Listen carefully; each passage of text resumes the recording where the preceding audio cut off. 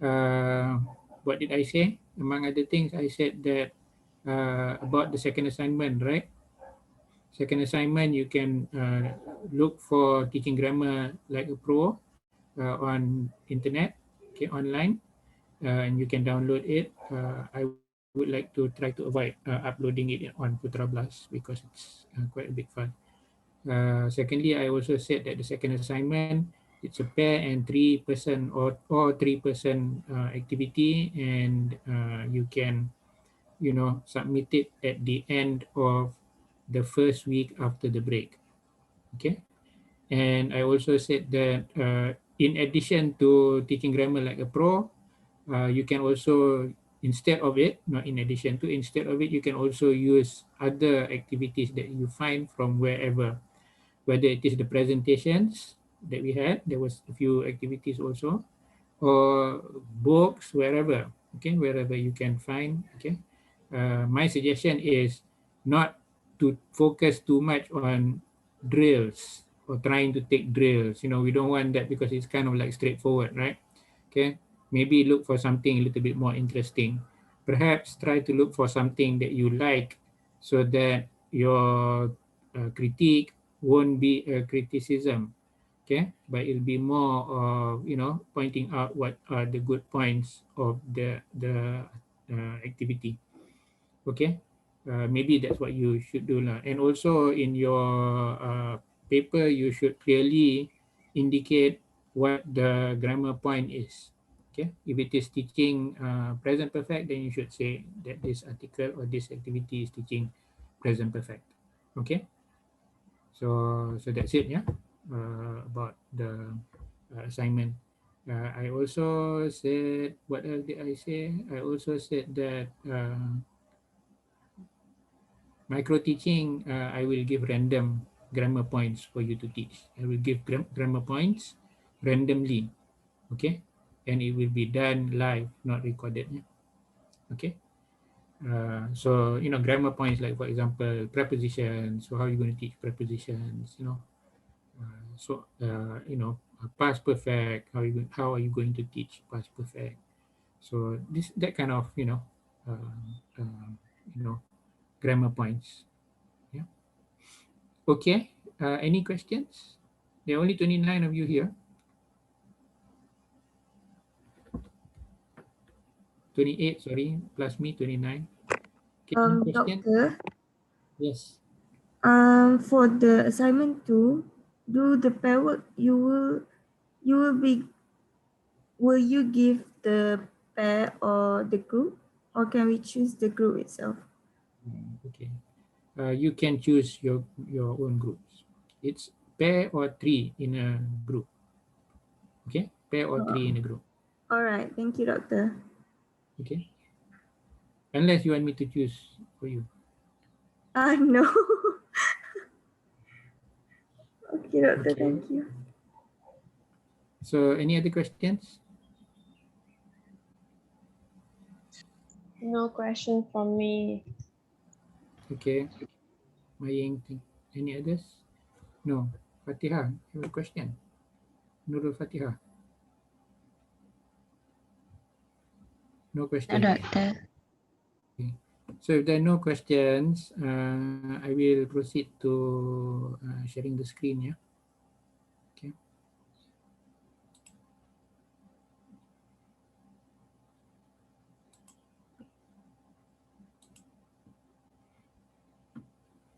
Okay.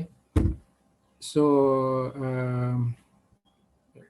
Rob Bedstone suggested three uh, um, related approaches. Teaching grammar has product, which we looked at, and the main characteristics or the major characteristics of teaching grammar has product were noticing and structuring, right? And there was a difference between noticing for and noticing by, etc., etc., structuring for and structuring by, right? And teaching grammar has product. What it does is it focuses on the structure or the form of the language, right? Which means that you want to, you're focusing more on say the grammar points, okay, rather than actually trying to use it that much.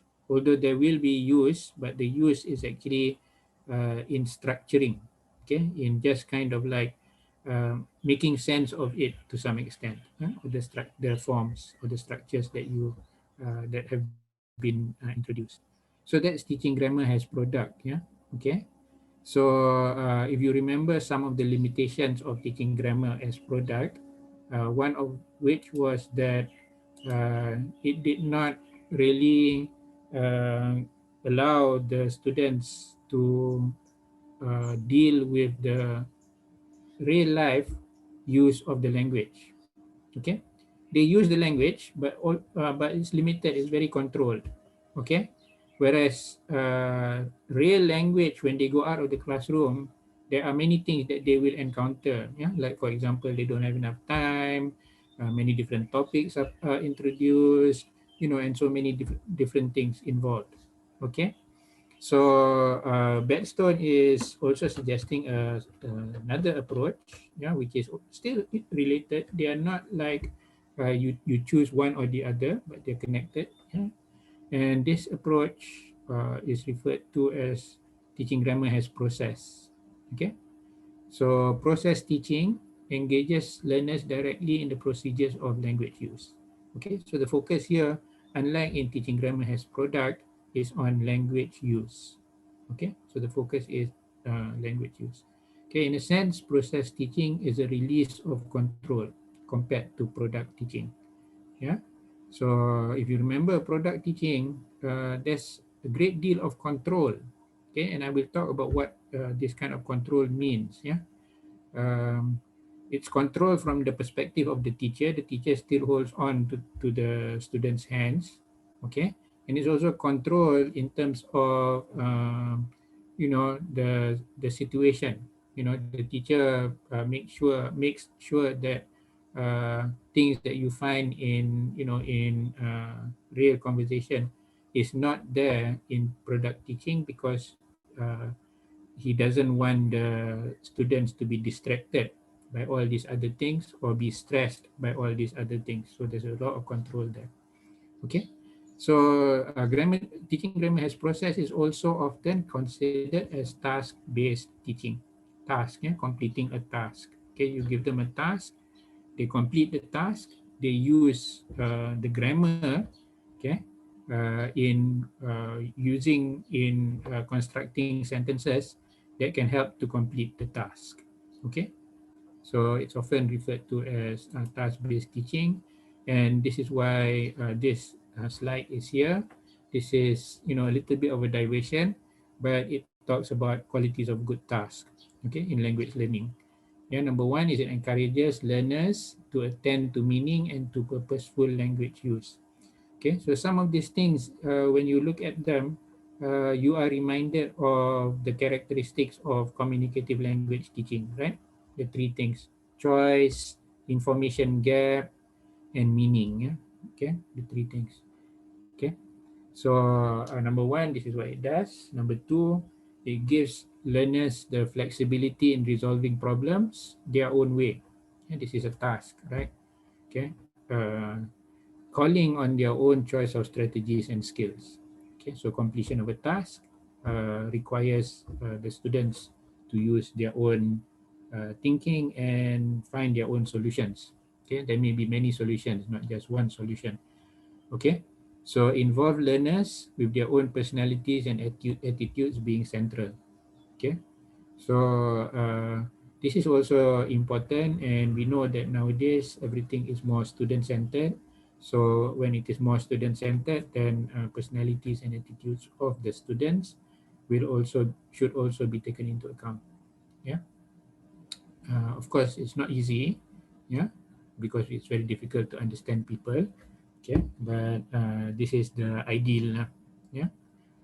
Number four, it's challenging yet not excessively demanding.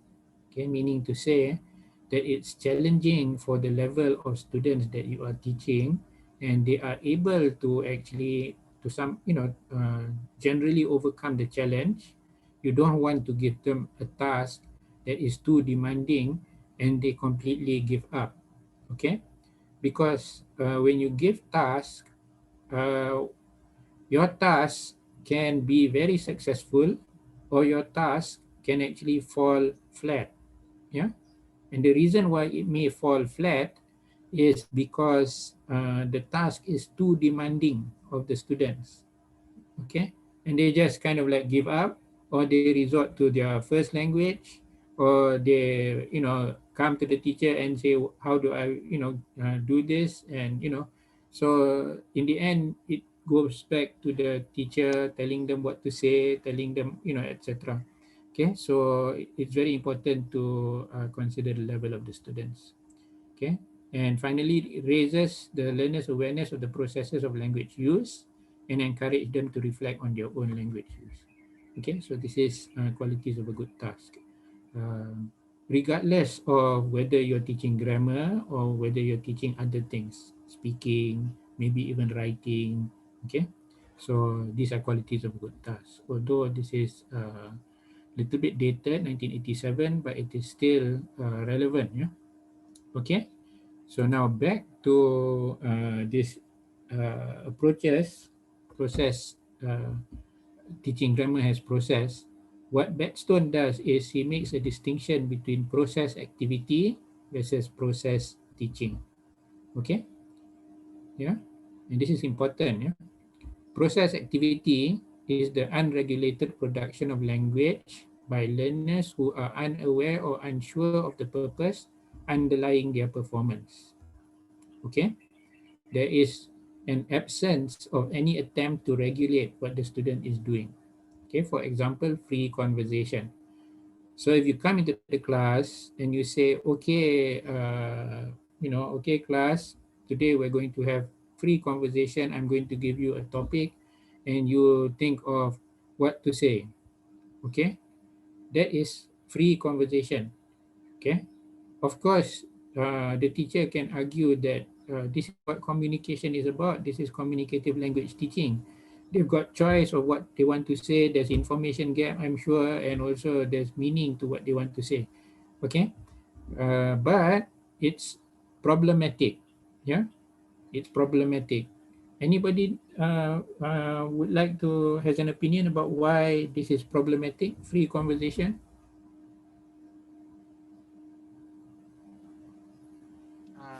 It can be like too carried away. Yeah, can be too carried away. Yeah, you don't really know where you're going, right? You don't really know where you're going. Even if you give them a topic like, say, uh, you know, uh, social distancing is not necessary, and then they come up with all their, all their ideas. But what are you teaching? Okay, what are you teaching? As a language teacher, yeah, as a language teacher, as a, social or moral teacher, maybe there is already a point lah in trying to discuss social distancing, something like that. Yeah. But as a language teacher, what exactly are you teaching? Okay. So that kind of activity is referred to as a process activity. Okay. It's referred to as a process activity. You don't really know what you're doing. The students also don't really know what they're doing. They don't really know what kind of like what is the point of the lesson, so they're just using their language, they're just talking to each other and talking about a particular topic. The only thing that you give them is a particular topic. Okay, you may be very good at it, you may already have very good language to be able to talk about the topic, but in the context of a language learning and teaching situation, I think the teacher may not be doing what he is supposed to do lah in this kind of process activity. Okay. Now, in contrast to process activity is process teaching.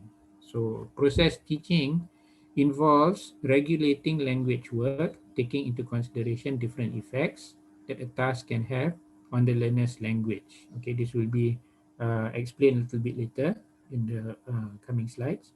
But basically, what it does is the teacher is aware of what he wants out of this. Say it's a discussion, perhaps, but the teacher is still aware of what exactly he wants. Maybe in the discussion, he has a few questions right, at the end, that's already included in the task. And those questions are designed in such a way that certain kinds of grammar points will be used, okay? Or awareness of certain grammar points will occur, okay? Is planned to occur. I don't know whether it will occur or not, right? So that means that there is some teaching involved, okay? So there is some teaching involved, yeah? So it requires careful attention to task design. Okay, so I think this is quite obvious. Yeah, this is quite obvious, which consequently will lead to interlanguage stretching. We talked about interlanguage the other day, and I told you that interlanguage is, the thing is when we learn a language, we always try to come up with a system that to us explains how the language works. Okay, and that system may not be completely the same as the target language system as the actual language. Okay, but we are kind of like moving, yeah, from zero knowledge or zero system of the language towards the more, complete target language system. Yeah, so as we move along, we have a system, we have a system, we have consistency. Yeah, we have consistency, meaning to say, if our system says all past tense you add ed, that's your system. Okay, regardless of whether it is regular or irregular verbs, that's your system, that's your interlanguage level at that point. Although there are errors, because you would be saying gourd, you would be saying catchet, and so on and so forth, but that's your system at that moment. Okay, so what this means is that the teacher will, kind of like help the student to stretch their interlanguage, meaning to say pull their interlanguage towards the system of the target language. Okay, so in other words, it's trying to get the students to review their system, what they think, how they think the language works, to make it closer to make it become closer to the target language. Okay, but here it's clear, right? What we want is to avoid process activity, and we want to aim for process teaching. Okay, so it's got process there, but basically it's about, it may involve language use. Yeah, it involves language use, but the kind of language use that you uh, in process teaching is planned. The teacher plans it in some way. Okay, but at the same time the teacher lets go, not holding hands, not holding the students hands too much. Okay, look at this.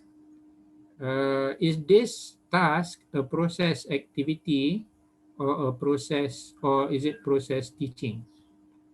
Okay, this is also taken from Bedstone's book, and this is pictures from okay, Penny 1988.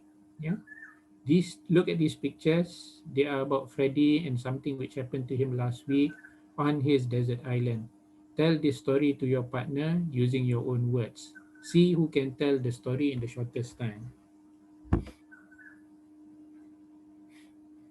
What is the teaching point? Is it a process activity? Do you think it's a process activity, or do you think there's a teaching point involved here, I or the don't teacher is regulating something? Yeah.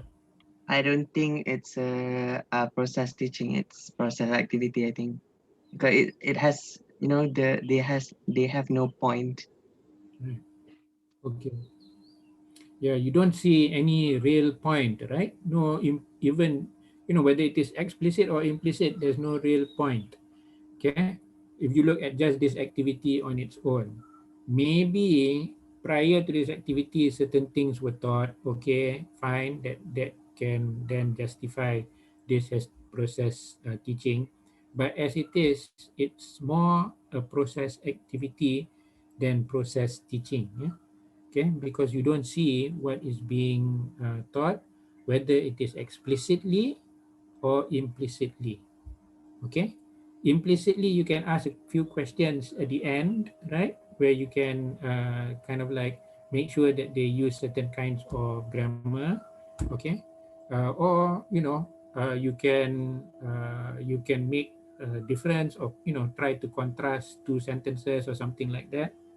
Okay, so that's implicitly. Explicitly, of course, you can go directly and say all these things happen in the past. In the past, we would use ed, or certain past tense forms such as ed and irregular forms, etc., etc. Or you can have certain things like these are some of the verbs that you may use in describing this picture or describing this story. Okay, what are the past tense forms of these verbs? Okay, so in other words, there's teaching there because you have provided things that the students can use any way they want to use it. Okay, but if it is just like this, I think you can imagine how the students will be struggling, yeah, in trying to, unless they're very good lah, unless they're very good. If they're very proficient, then it's no problem. But I think you can imagine how they will be struggling. Uh, can somebody try to tell this story?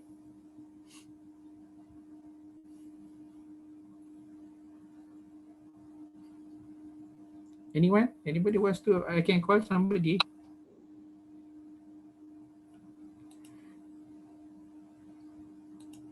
First, what do you call this? Um, first, um, first, uh, first box.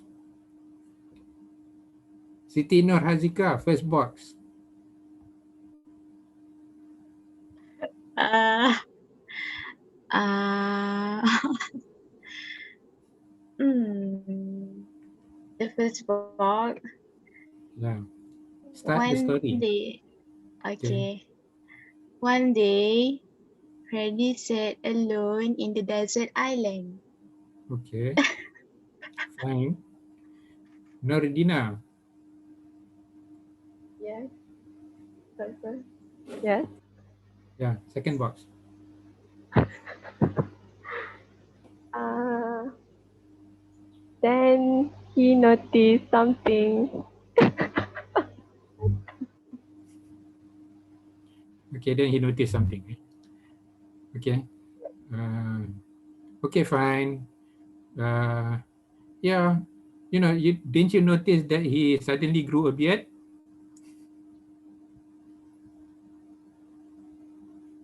I noticed. Oh. I just noticed. Okay. Never mind. It's okay. Okay. Then he noticed something after he grew a beard. Okay. And who wants to go? Who wants to continue? Ma Ying, are you there?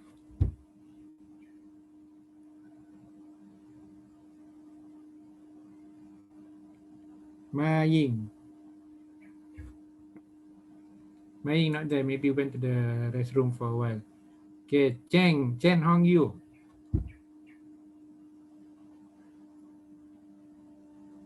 Yeah. Box number 3. Panel number 3. Doctor, I'm here. Oh, is that Ma Ying? Yeah. Okay. So panel number 3. Can you continue the story? Is this task a pros activity or pros? The what does No. Just look at this panel. Just now your friends were beginning to tell this story, and they've done the first one and the second one. Now the third one, the third panel, the third box. and This I is need about to Freddy. continue the story, right? Yeah. Continue the story. Describe what happened. What is happening in the third box. What time is it there, Ma Ying? Let me think. Same time as Malaysia, right? 9 a.m. right? 9:30. Yeah. Yeah. Okay. I think he saw a golden hill. Maybe. With a golden hill. Okay. Sorry. Okay. So the point that I'm trying to make is that you know, it's not that easy. You know, although the drawings look interesting. Okay, as a teacher, maybe you see this and you say, "Oh, this looks really very good." You know, there's a lot. There's a cartoon here. I'm sure the students like cartoons, and then it's very funny, or it's supposed to be funny. I don't know. Okay, and you may want to use this. Yeah, but the problem is that this doesn't really teach us anything.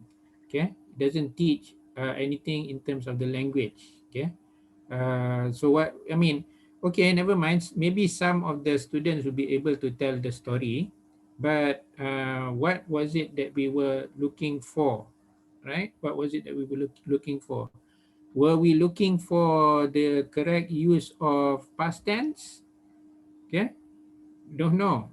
Okay, so even in Bedstone's book, actually he kind of he discusses this, you know, and says that even if you want to look, you want to use this to teach past tense, the students won't be using past tense according to him. According to him, you may not agree. Okay, you may or you may not agree, because he says that they are about Freddy and something which happened to him last week on the desert island, on his desert island. Okay, so because the rubrics and the instructions already talk about last week, so when you describe it, why do you need to say past tense? Because everybody knows it's last week. Okay, so that meaning of in the past has already been expressed. So the student who is trying to tell the story may feel that there's no more need to you know, to use past tense, because everybody knows that this is last week. Okay, so this is his opinion. Okay, but really the point is, okay, this is more a process activity than process teaching. Okay, so we have to know what exactly we want to teach, and we may want to have, you know, if you use this, you may want to have notes or maybe structure, okay, or questions, yeah, that will help uh, the students, not only help the students, but show that these are the things that you really want to focus on. Okay, yeah. So so this thing is, you know, what does the teacher regulate? Okay, what does the teacher regulate? Okay, this is also important in process teaching, and here actually the teacher does regulate something. Yeah, he tries to, you know, uh, when you talk about regulate, this is you're regulating things that normally occur in actual conversation outside of the classroom. Okay, you're regulating. Okay, one of these things, one of these factors that you regulate is time.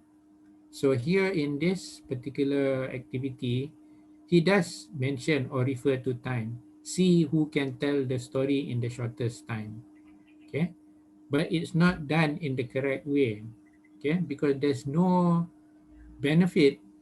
Okay, well, you hardly see any benefit lah of trying to tell this story in the shortest time.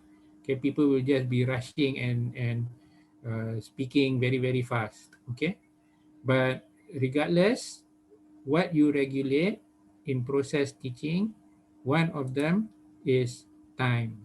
Okay, pressure. Yeah, factors regulated in the previous task. Okay, pressure, time pressure, completely as quickly as possible, but this is not appropriate, yeah, for this task. Okay, yeah, it's not appropriate. Okay, what may need to be provided before this time pressure is maybe some structure, some guidance, some, you know, some phrases you can say. You can start your lesson by, you know, you give a leading sentence or something like that. Okay, but pressure is definitely one of the things that you regulate in process teaching. Meaning, okay, something which happened to him last week. Okay, and this I talked about this I talked about just now. Expect students to use past simple tense. Okay, so clear to everyone from the beginning, this is in the past tense. So because there is already shared knowledge, yeah, between the person who's telling the story and his audience, his classmates. So this is initial shared knowledge. So there's no need to communicate this. So he doesn't feel like he needs to pay a little bit more attention to making sure that the verbs are in the past tense. Okay. So what you need, if you want to design an activity, you need to think about what the students need to focus on in order to get that activity done well. Okay. So if, for example, in this lesson, okay, you don't include this part about, happened to him last week, right? And you say just tell this story, uh, and then the students will have to decide whether they want to use past tense or past progressive or whatever. Okay. Uh, but here the time is already given. Okay. So it's difficult for you then to kind of like expect them to use something which his audience that he's telling the story to already knows. Okay, you get what I mean? I hope. Maybe we can discuss this later. I mean, we can go back and forth and discuss it. So in teaching grammar as process, what happens is there's a lot of regulating. Whereas in teaching grammar as product, there's a lot of control. Okay, and how does it differ? Okay, first control is you block out major aspects of language use. Yeah, regulate is you influence and shape features of context more indirectly. Yeah, so for example, in teaching grammar as product, it's not that appropriate to say, okay, I want you to complete this in 5 minutes. Okay, because you want them to try to pay attention to the grammar points, okay, to the structure. You want them to notice the structure. You want them to structure and restructure the structure, the grammar point. Okay, so that means you shouldn't be trying to make time a factor or an issue. In fact, you should just block it out. Okay, because time in actual language use is an issue, is a factor. But in a teaching situation where you're teaching grammar as product and you have control over how you present the language, that's where you control for time. Don't make it such a big issue, time. Okay.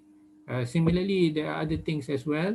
Yeah, where you find in real language use that when you teach according to grammar as product, you don't want it to interfere. Okay, so that you can get the students to focus on the structure. Okay, whereas when you regulate in teaching grammar as process, okay, what you want is for them to be able to use the language, okay, the language in real life situations. It's not going to be easy. So that's why you need to regulate things. Okay, you can regulate time, for example, and you can, for example, give a lot of time first, and then slowly provide them with less and less time. Okay, eventually at the end, maybe you can even get them to do things ad hoc, meaning to say not even a lot of time to think. Okay, like in real conversations. Okay, yeah, you get a distinction between regulating and control. Silence means yes. Yeah. Yes, doctor. Okay, Still processing, doctor. still processing. Yep. Okay.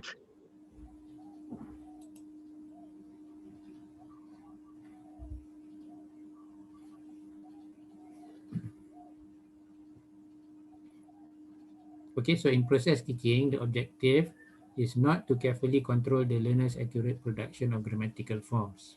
This is what happens in product teaching. Yeah, you want them to focus on the form, you want them to focus on the structure, okay, and you control, you do away with all the other distracting things as much as possible.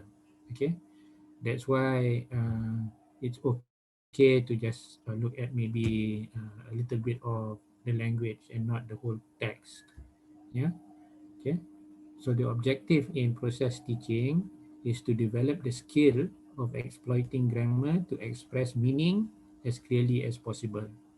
Okay, and this is going to affect the nature of feedback, meaning to say that if you want them to be able to express themselves as clearly as possible, okay, then the kind of feedback that you give should not be yes, should not be uh, you know grammar related points like this is the in order for you to say the past tense you should use ed, but you should try to respond as if uh, in natural conversation.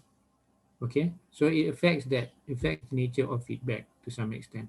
Whereas in product teaching, it's okay for you to, because you want to focus on the form, right?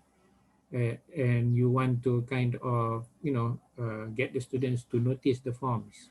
Okay, so it's okay to point it out, point the form out, yeah, right, more explicitly.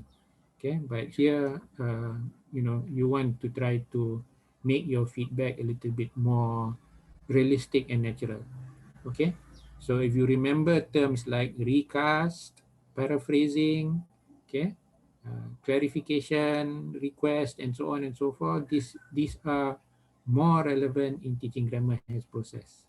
Okay, yeah, but it can also be used in product, of course. But the focus here would be more to that kind of feedback. And the other issue is that it will take some time. Okay, because if you want to regulate from time, for example, if you want to regulate time, it will take time because you will start with a lot of time given, and then less time given, and very little time given. Okay, so you're regulating it like a regulator of a fan, like this. Okay, speed one, speed two, speed one, two, three, four, and five. Okay, so this is regulating. Okay, okay. So this is from Bedstone's book. Um, if we think of process teaching as a risky and time-consuming way of getting learners to formulate specific forms which can be focused on much more economically in product work, okay, because in product work you just tell them, right, you just tell them or you give them more explicit or less explicit reference to the grammar point that you want to teach, okay, and it may feel like it's more faster lah in a sense, okay, but here what Bedstone is saying, yeah, if we think of it as being risky and time consuming, then we are misrepresenting the very nature of process teaching. Okay, learning is learner centered, yeah, and we know this, yeah. If we think that learning is teacher centered and think that okay, I teach you this, you must have learned it because I taught you, okay, then it doesn't work, right? Nowadays it doesn't work, okay. The focus in process teaching is on the learner's own self-expression, and consequently, we cannot directly intervene to focus on this or that grammatical form. Okay, so learning is learner-centered. Is the learner who's going to be learning, is the learner who's going to be expressing himself using the language, and it's the learner that the teacher should kind of like assist, uh, you know, slowly lah, to get them to be more confident to use the language in actual life. So that's where one of the slides said process teaching is letting go. Okay, product teaching is holding on to their hands. Process teaching is slowly letting them go. okay? Because you want to eventually get them to use the language well in natural situations, okay?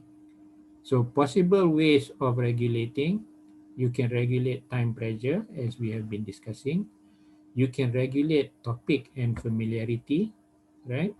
This is maybe this is a topic that is not so familiar to the students, okay? They're talking about topic and they want to express things in a topic that is not very familiar. Okay, you may want to start with something which is more familiar first, right? If you want them to give their opinions about something, okay, you may want to start with something which is familiar first. Like for example, maybe some of the boys like like say football, let's say, right? So maybe ask them to give their opinions about football first, okay? So they will form their sentences, although the topic is about football. But later on, of course, you want them to talk about other things. So give them something which is a little bit unfamiliar, and they'll be talking about those things using perhaps the same kind of phrases with some modifications. Okay, so you can regulate time pressure, you can regulate topic and familiarity, and you can regulate knowledge, context gap. Yeah, meaning to say the amount of knowledge that they have, okay, in relation to what they want to talk about. If there are things that, I mean, if they have enough, a lot of knowledge, then fine. Things that they want to talk about, they have a lot of knowledge about it, then fine. The context gap may be smaller, but later on you want to try to get them into situations where the context gap in terms of the knowledge is a little bit larger. Okay, so you regulate. So in other words, when you think about this, it means that the teacher needs to always be thinking in terms of what can my students do, what can my students not do, how can I get them, how can I stretch their ability from something that they can do to something that they initially cannot do, so that they can actually do that, do those things as well. Okay, so these are some examples of ways of regulating. Okay, how? By controlling time available to perform and or plan. Yeah, so in terms of planning, you can plan for language. Okay, plan meaning to say allow the students to plan for language form, meaning to say what kind of forms they want to use, or ideas. Okay, give them some time to plan, okay, so that they can think of how to best express certain meanings. Okay, this one would be planning for language would be more explicit. Okay, planning for ideas would be more implicit in terms of what kind of grammar points they will be using. Okay, but it's there, part of meaning. Okay, so example is by providing a pre-task before an actual task. Okay, if they are supposed to solve a solution, I mean solve a problem, maybe there can be a pre-task, like a similar problem that they can try to solve first. Yeah, and you do it together with the students. Okay, and then allow them to do the actual task. Yeah, more time allows for language of greater variety, vocabulary and grammatical structures. The kind of vocab and grammar that you expect should be a little bit better. Okay, compared to if there is less time. Okay, but as we know, actual language use may not give them a lot of time, right? Okay, so it's important that learners do not become overly dependent on time. Yeah, but the point here is again that you are regulating time. Okay, so this is an example again given by Bedstone of how to regulate time pressure. Okay, begin preparation in groups, then later ask individuals to prepare on their own. So at the beginning, it's kind of like, you got some, somebody to talk to, etc., etc. But later on, they have to do things on their own. Okay. Number two, gradually reduce the time available for preparation or performance of a task, whatever form it takes. Okay, whatever form the task takes. Yeah. So this will allow them to plan their, this is talking about plan, whether there is enough time to do the planning in terms of language and in terms of ideas. Okay. And then the next time around, don't give them as much time, etc., etc., etc. Okay, and the teacher is conscious of this. I don't know whether the students are conscious that the time is being taken away from them, but at least when the teacher comes in, he's got a plan. Yeah, it's a plan. Yeah, it's not just let's have free discussions or something like that. It's a plan. Yeah, it's a plan. Okay, so for listening task, let learners refer, this is an example also. For listening task, let learners refer to written script and or pause the tape as they listen, yeah, and progressively reduce time they have. Okay, so same thing. Maybe initially they've got a written script that they can look at. Later on, the written script is taken away, or maybe the written script is not the complete script. It's just part of what they listen to, or maybe even later on, maybe just keywords. Okay, so in other words, here you are kind of like regulating. Yeah, you're regulating consciously. This is strategic interaction. This is proposed by Pietro, Di Pietro, 1987. Okay, learners get time to present, but when they perform, new and unexpected information is added. Okay, therefore learners need to activate grammar under pressure. Okay, for example, let's say you give students bus timetable and tell them that the task is to go to the counter and buy a ticket according to the timetable. Okay, so they plan and they plan what to say, and when they actually try to do the role play, you introduce new things. Like for example, you make an announcement that certain buses suddenly are delayed. Okay, so what do they have to do? How do they have to now change their request, and so that they have to do it there and then. So this is referred to as strategic interaction in Di Pietro. And once again, this is actually a reflection of how a teacher can actually plan or design a lesson to assess whether the students are able to handle language in real time situations. Okay, so you follow, I hope.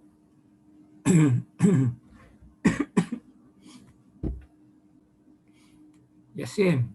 I'm losing my voice. So what do you think? Faris, Justin, Faris, Firdaus. Anybody can respond. Three names already. Three of you. What do you think?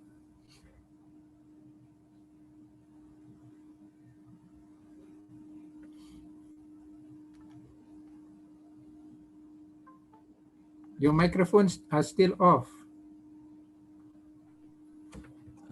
Yes, Doctor. Yeah. Who's that? Yasin. Me. Yeah. What do you think so far? Can you follow? Are you following everything? Actually, I'm still in, processing what you have said. Still processing. Okay. I'll give you some time to process. Okay. Faris and Firdaus? Firdaus, right? Any comments? I see Yana also. Yana, do you want to say anything?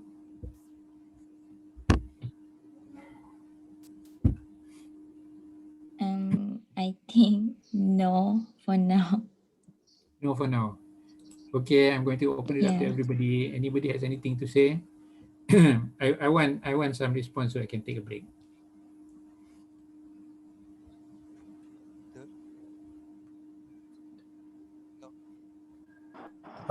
Doctor, Yes, Ashraf. so you said that we can like change the inputs in the middle of the lesson so that students may think more. But Yeah. what happens if that thing is like really outside the range of the input? Can the students still respond, or will we just like asking a question which cannot be answered because it's really hard to like Yeah. change it when you have some goals in mind and your students also have goals in mind and suddenly they have to think spontaneously. Yeah. I mean, how can that be solved? Okay, it's Thank a you. good question. Okay. Yeah. I think that once again, that is basically the goal of this process teaching. Okay. Which is essentially to help the students face actual situations in using the second language lah, in using English. Okay. Because in real life situations when they want to use the language, although they may have they may not have enough time to plan. Okay, so the strategic interaction actually gives them some time to plan. Yeah, but so they actually have the structures that they need, but because of the change, the sudden change, is just for them to kind of think on the spot how they need to kind of respond. Okay, and they already have a little bit of this through the planning in the first part. Yeah, but because of the change, then they are forced in some way to to respond on the spot. Okay, so of course, teachers will need to be monitoring the levels of the students. Don't put them in a situation where they cannot completely answer and they become completely embarrassed and get turned off by the lesson. Okay, so the teacher will have to also have backup strategies where if, for example, nobody responds or they find themselves standing there, if it is a simulation or something like that, and don't know what to say, then maybe the teacher has to prepare some, maybe throw in a few words, so that the student may be able to grasp those words and use them in order to respond. Okay. Yes, just now it was Rachel. The yellow box was on Rachel, and now it's on Nur Afika. Does it mean that you want to say something,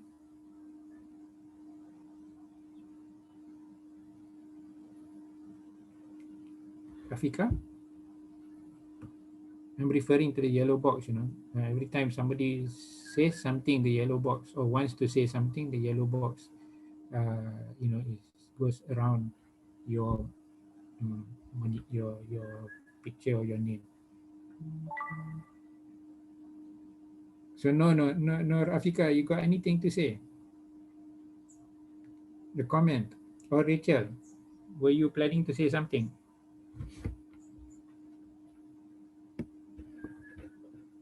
No.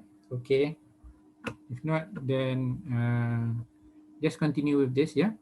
So just now it was regulating time pressure. Okay. Now other things to regulate can also be regulating topic and familiarity. Okay. I kind of like described it earlier.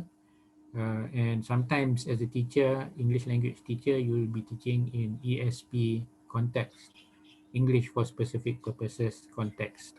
Okay, like for example, you may find yourself in a university and you're teaching English for engineering. Okay, to engineering students. Yeah, so the students have got a lot of knowledge, right? And a lot of people say that sometimes it can be very frustrating for the students because they have a lot of knowledge but they don't have the language, if they're doing it in second language, to express their knowledge. Yeah. So this, that's why topic and familiarity could be an issue. Yeah. So of course you can look at things from this perspective, an unfamiliar topic, but lots of time. Okay, combination between topic and time. Familiar topic, little time. Yeah, so you need to also bear that in mind. If it is something familiar, don't give them so much time to think about it. Yeah, because you want them to be using the language spontaneously, okay, or automatically. Yeah, we're going for automatic processing, right? Proceduralization. Yeah. So with unfamiliar topic, more pre-task discussion. Okay. Preparation, planning, etc. Familiar topics, less pre-task discussion. Okay. So this is something that we have always have to consider when we look at our activities. Is this something that is very familiar? Everybody knows about it. Then maybe if they want to present or talk about it, they don't have to have so much, pre-task discussion. Okay, you can go jump into the topic almost immediately. Okay, so here, the thing about stress and pressure, you have to have a little bit of it. Yeah, you have to have a little bit of it in order for you to want to learn. Yeah, you have to have a little bit of it. So there is such a thing as positive stress. Okay, and that is referred to as eustress. Okay, you have to have positive stress in order for you to progress. If you don't have any stress, you're just kind of like, you know, just kind of like lying around, doing nothing, not thinking about anything, got nothing to think about, then you're not going to go anywhere, right? Okay, same thing with learning a language. Yeah, you have to have a little bit of stress, little bit of pressure, but it's the teacher who will uh, should be monitoring the pressure to ensure that it is not too much. Okay, yeah. So how learners will respond will be determined by their motivation and tolerance of pressure. Okay, so this is also something that the teacher has to pay some attention to. Okay, if you make your class very, very stressful, then you have to check whether learning is taking place. Okay, so any comments?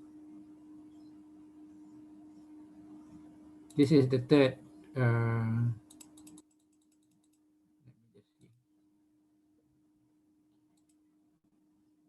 Okay, this is the third example of regulation.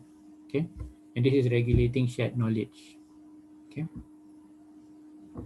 so learners may do away with aspects that are redundant.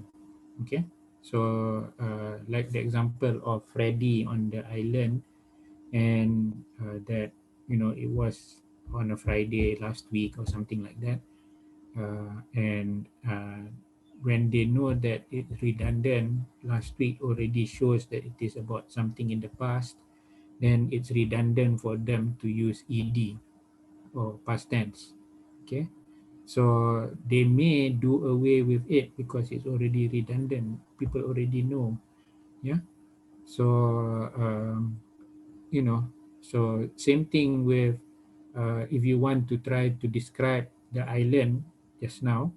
Okay, some people may not describe it as an island with one coconut tree because everybody can see the picture, and that's why they just say Freddy was on an island or desert island. Okay, and don't describe the coconut tree because it's not there. I mean, because everybody can see it. It's different if, for example, you have the picture and then the other person does not have a picture. Then maybe you will want to describe there is one coconut tree on the island. Okay, because it won't be redundant then there. Okay, so here shared knowledge means the knowledge is redundant and leads to less necessity to grammaticize. Okay, grammaticize means the need to use grammar in order to convey your point. Okay, so like for example, I walked to school, right? I use grammar in the ED, in the past tense, to show that this is in the past, or he walked to school, right? And it's important because you don't know that it's in the past. That's why I need to grammaticize to show that it happened in the past. Okay, so that's what grammaticize means. The need to use the grammar to express yourself clearly and accurately, in terms of meaning, etc. Okay, therefore, okay, in teaching, we try to reduce shared knowledge. Okay, if I already know what you know, or if you already know what I know, why do I need to tell you it? Right? I don't need to tell you what you already know. Okay? But if you don't know what I'm going to tell you, then I will try to convey my knowledge or this information, the piece of information that I have, as clearly as possible, using the best form of grammar that I know. So I have to grammaticize in order to share knowledge. Okay, so teachers need to kind of like reduce shared knowledge so that the students will be able to grammaticize in order to share the knowledge. Okay, and you share knowledge through the performance of a task. Yeah, let's say this. Okay, there is a gap here. Okay, what is the gap in this activity? When you think about it in terms of when the students actually tell the story, what is the gap?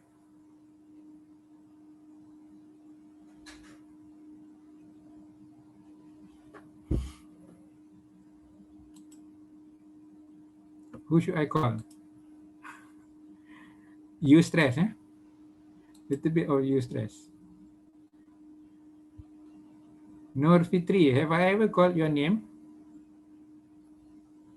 Yes. I have called you before. Yeah, the other day. Really? Okay. Were you able to answer the question last time when I called you? Yes. Yeah, okay. Excellently. Okay. I'll take your word for it. Najwa, have I called you before, Nur Najwa? No. No, okay. Thank you for being so honest. Yeah, Okay. I was so about to say something actually. Who is it? So it was the Najwa. right time. Okay, good. Okay, go ahead. I think the instruction asked to write some notes, right? But the student did not write any notes. So I think it is not comprehensible. Again, I didn't quite hear you. The student supposed to write some notes, right, to tell his or her story, but the student didn't. So the story might not be comprehensible to others. Okay, yeah, that's true. But we're not going to assess the notes that they write. I mean, we're not. I mean, the notes are just there to help them.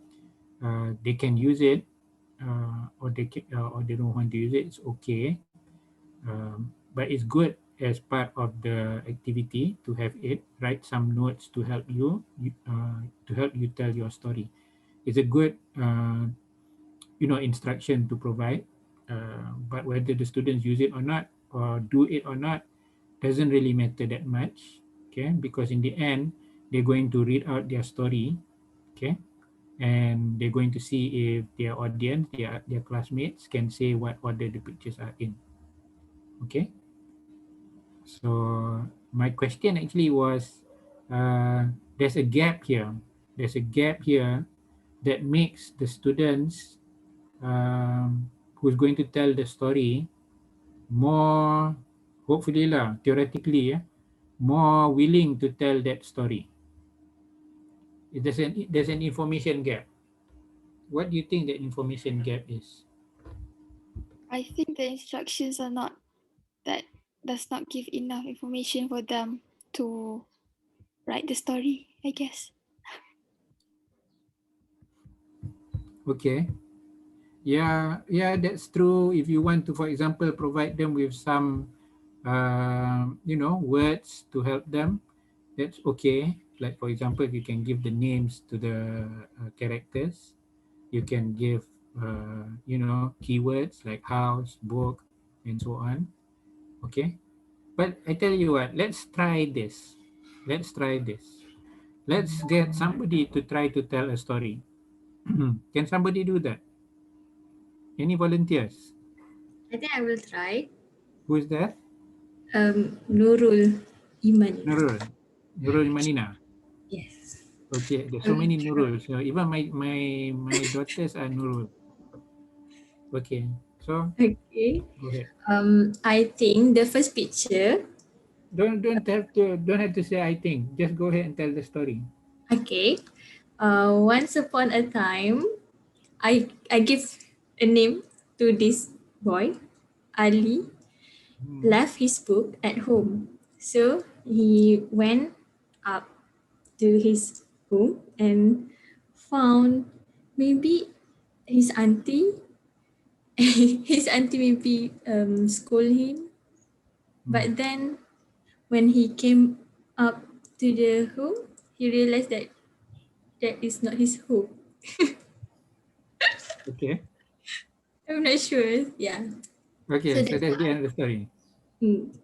The end. Okay. So we follow the activity. See if people can say what order the pictures are in. According to Nurul's story just now, what order was were the pictures in? She started out with Number one, number one. Then she went on to number two, yeah, and then 3, 4, 5, 6. yeah. Okay, 1, 2, 3, 4, 5, 6. Okay, fine. Okay, but there were a lot of things that we didn't know, right? Yeah, Yeah. we didn't know what she was going to tell us, right? We didn't know in her story what the book was, what the book referred to. Okay, we didn't know that this was her auntie, his auntie, right? We didn't know their names. Okay, and so many other things. We didn't know that, he went to the wrong house. Yeah. Okay.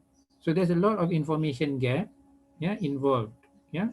And that is using the sequence 1, 2, 3, 4, 5, and 6. But here it says you can use it in any order you like. Yeah, you can start with number 5, and then you can go to number 2, and etc. etc. etc. Right? So when you do that, people don't even know what your story is, right? They don't even know where you begin and where you end. So there's a lot of information gap there, right? So when there is information gap like that, and you want to tell a story, you want to convey information, it is hoped that you will grammaticize, okay? Meaning to say you will use the grammar in order to convey the meaning of the whole story, okay? So you get what I'm trying to say here? Yeah, this is about context gap. Yeah, one way of regulating shared knowledge is context gap. Okay. Of course, you can make it easier. You can have a name here, Ahmad. You can have Nurul here. Okay. And you can have Ahmad here. You can have, you know, library book here, and so on and so forth. Yeah. Then you will be regulating it a little bit more. Yeah. But this way, it's less regulation, very open to the student to interpret it in any way. When he does and tells the story, he's using the grammar to and vocabulary, of course, to convey it clearly as possible. Okay, so this is regulation also. Yeah, they're regulating. Okay, so this is one more. It's basically the same thing. Okay, it's kind of like, once again, it's storytelling, and here it's got a little bit of words that you can use. Okay, and of course you have pictures and so on and so forth. Okay, so once again, there needs to be on the part of the teacher some idea of what he wants to teach, yeah, what he wants to focus on. Okay, in the previous activity here, maybe the thing that he wants to focus on could be what do you think he could focus on implicitly? What do you think he could focus on?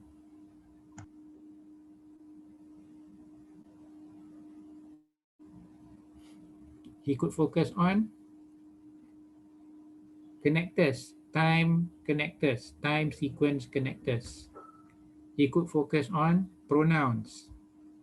Okay, focus on time sequence connectors. How did you tell your story, Nurul?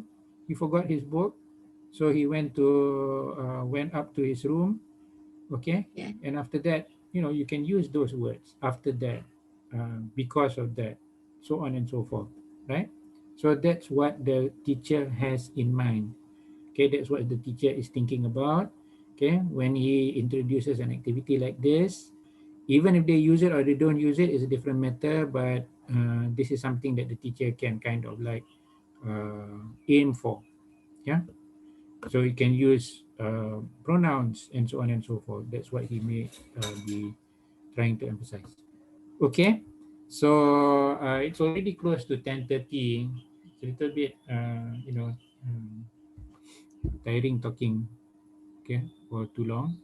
So I just leave it at this, and we will probably continue the next time we meet on Monday. Actually, not too much more left, and we can also go to the next approach, which is teaching grammar as skill. But before we do that, are there any questions or comments, opinions?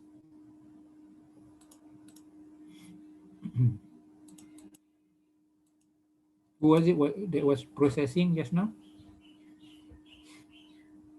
Someone was processing the information, right? So have you processed it? And have you got something to say? Me, Philomena. Yeah, okay. Go ahead. Go ahead. I just want to ask you about the the thing that you said before about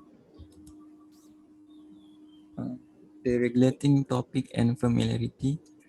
You Right. said that a teacher should not teach something that students already know because they might to less use the grammaticize. And for me, I want to ask if it's really work out because if we teach something that students don't really know, they might not feel engaged to it.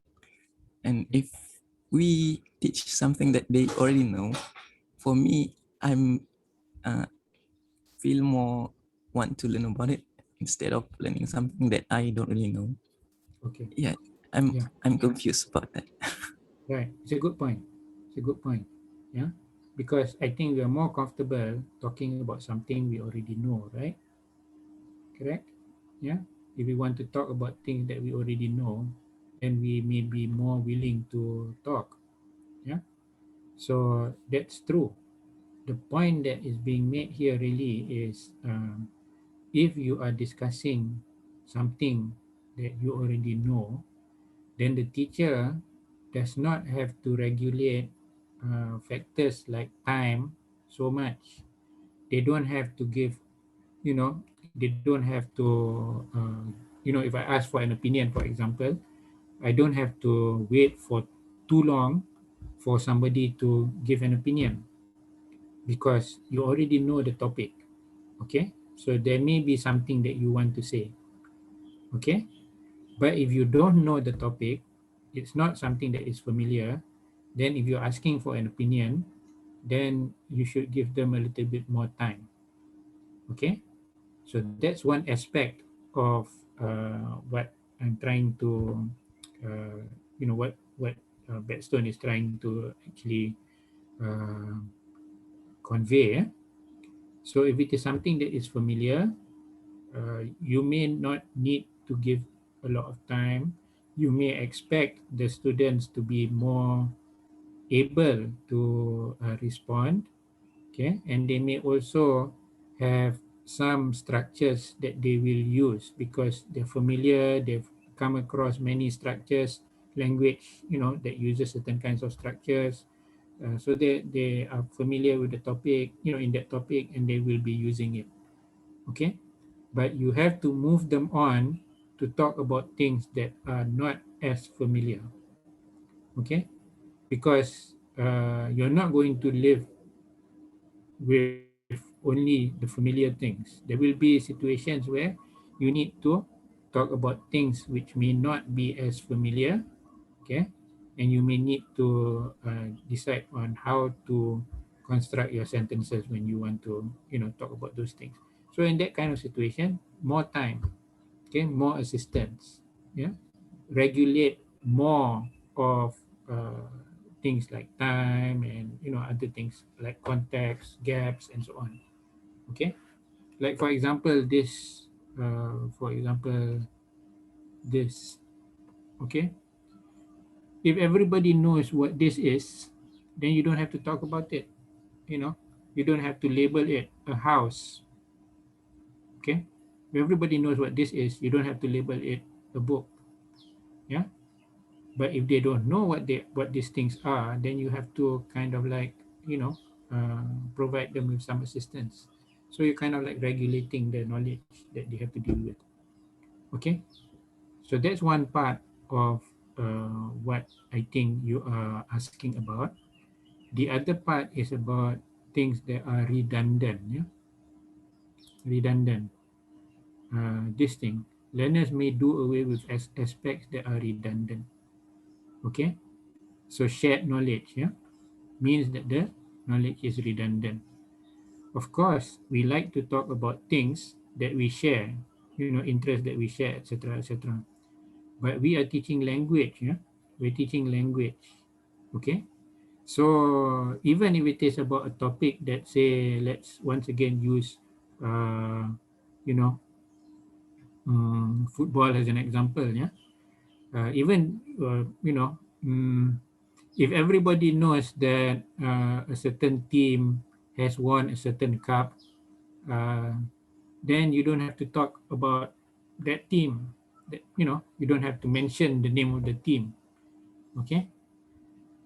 If everybody the watch TV, watch the game on TV, yeah, um, then you don't really have to describe the game on TV, right? Because if you do, it's redundant. I already know. I watched the whole game. But if you did not watch the game, if somebody did not watch the game, then you will have to describe everything that happened, right? And you will use grammar as clearly as possible or as accurately as possible in order to describe what happened. Okay, so this is what is meant by redundant knowledge and shared knowledge, and this is what is meant by reduced shared knowledge. Because it's like, if I come back home from, say, work, yeah, let's say this is before the COVID. I come back home from work, and because I've been married to my wife for 30 years already, so she used to work, but she retired earlier, optional retirement. And she knows that when I come back from work, we're going to have tea. Okay, we're going to have tea.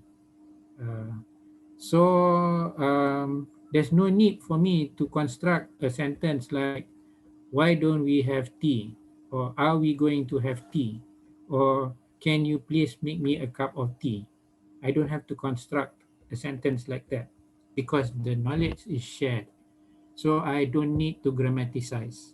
All I have to say is tea, you know, or mm, in Malay, other, something like that. Okay, I don't have to construct a full sentence because we share this understanding. So the more you share the understanding, the less you want to talk. Okay, because you can just look and then they will understand. Okay, etc., etc. you don't really have to use the language, you don't really have to grammaticize. Okay. But if you don't share the knowledge, okay, and then you look at the person will be asking, what do you want? Right? Okay. That is because you don't share the knowledge. And in order for you to, then you have to speak, you have to construct very clear sentences. You have to say, why don't we have some tea, or can you make me a cup of tea, or something like that.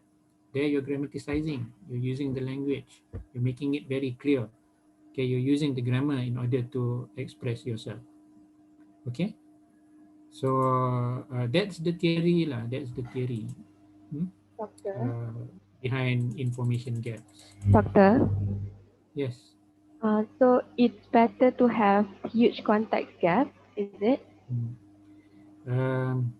It's better to have a huge context gap if you want them to be using the language. Okay?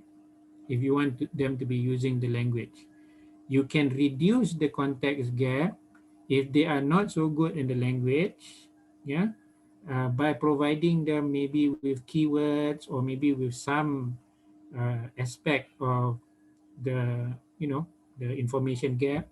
Okay, so that the context is smaller and it's easier for them to to express and bridge the gap.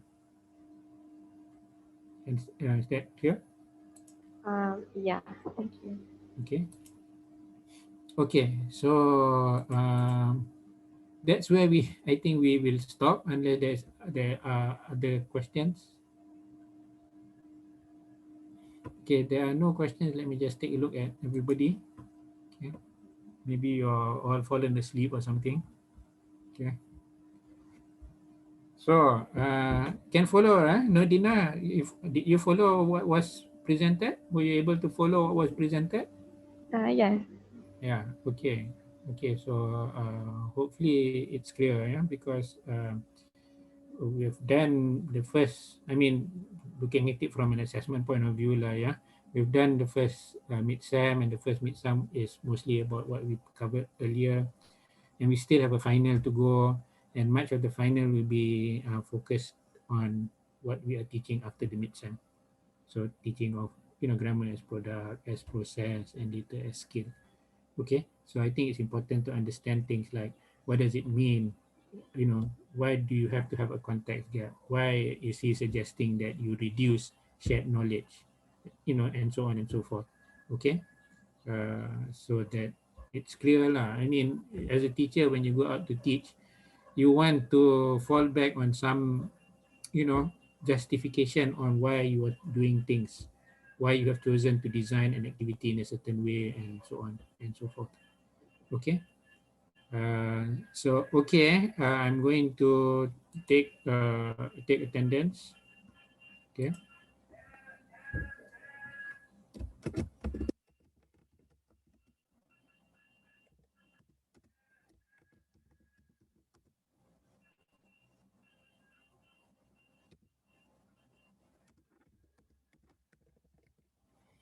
Okay, hold on.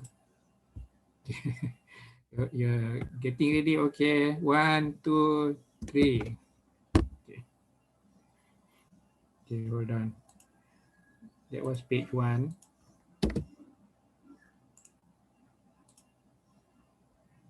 Okay, now to page 2. Okay, 1, 2, 3. Okay, hold on. Just to make sure I got it. Okay. So, is Aiman there? Aiman.